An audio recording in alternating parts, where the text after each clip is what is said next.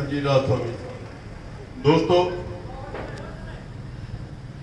एक दानेश्वर का कहना है कि इंसान होना ये भाग्य की बात है, लेकिन कलाकार होना ये सौभाग्य की बात है।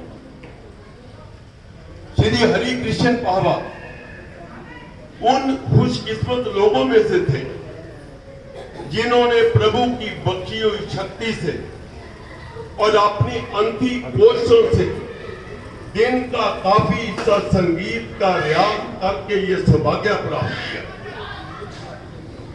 अब कहा जाता है कि रास्ता होता नहीं, रास्ता बनाया जाता है। और बाबा साहब ने जिंदगी के बेहतरीन 91 साल संगीत को देखकर एक ऐसी संगीत की सेवा की कि वो इनके नाम को अमर कर गई। इसलिए कहा जाता है कि मिलने से ज्यादा याद का रिश्ता बहुत गहरा और लंबा होता है, और वो ये रास्ता गहरा और लंबा करके गए। अपनी आवाज सीडी या कैसेटों में रिकॉर्ड करवा। बाबा साहब एक ऐसे कलाकार थे जिनमें बहुत से गुणों का भंडार था। भजन, गजल, कव्वाली, नाद, जगराता, तनी वो हर फन मौला थे, और इंसानियत का दर्द उनमें बहुत था। हर एक को बगैर किसी बिन भेद के उनके घर के दरवाजे सबके लिए खुले रहते थे। वो अपनी शख्सियत के जरिए और संगीत के जरिए से वो लोगों के दिलों में राज करते थे। ये उनकी शोहरत का राज था। दोस्तों, दिलों में बसना ये कोई आसान काम नहीं होता। पहले अपने आप को, अपनी जिंदगी को इस काबिल बनाना पड़ता है। आपने बहुत से शागिर्द बनाए, बहुत से दिलों को छूने वाली धुनें बनाई। आप अपनी ही बनाई हुई दर्द भरी धुनों को गाते हुए दूसरों की और अपनी आंखों को नम कर देते हैं। आप जिस महफिल में भी जाते, वो मंदिर में भजन गाने की या उर्स में नात या कव्वाली का प्रोग्राम हो या जगराते का प्रोग्राम हो, वो हर महफिल में अपनी यादें छोड़कर आते थे, अपना एक कॉन्वेंट की शांत लगाकर आते थे।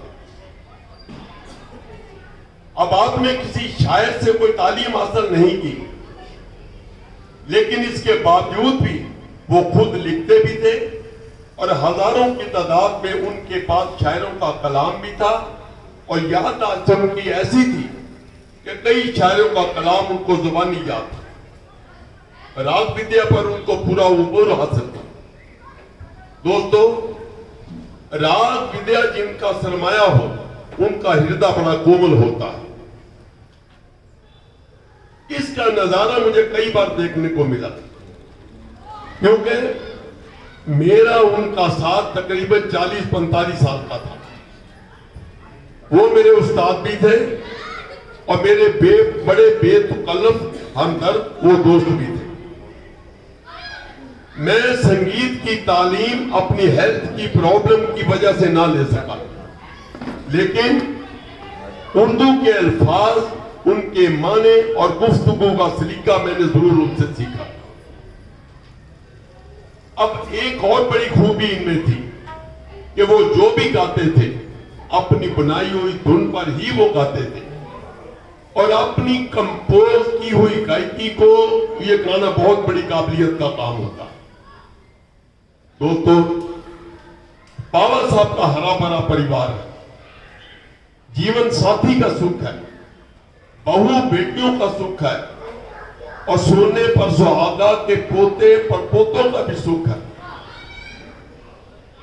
अब कहती हैं कि प्रार्थना का कोई रंग नहीं होता, मगर ये प्रार्थना सच्चे दिल से, ये प्रार्थना जब रंग लाती है तो जिंदगी में ढेरों रंग भर जाते हैं। बाबा साहब के परिवार में सब कुछ था, पर एक नन्ही सी गुड़िया की कमी थी, और मालिक ने जब इनकी प्रार्थना को स्वीकार करके इन पर नजर करम की और एक खूबसूरत लक्ष्मी पटोती का घर में प्रवेश हुआ तो घर में खुशियों को चार चांद लग गए। सो दोस्तों, आज हम सब अपने से पिछड़ी आत्मा बाबा साहब को श्रद्धांजलि भेंट करने के लिए यहाँ इकट्ठे हो गए और हमारी परमात्मा से प्रार्थना है कि उनकी आत्मा को प्रभु शांति दे और उनके परिवार को इस सदमा को सहने की शक्ति दे। स्वागत।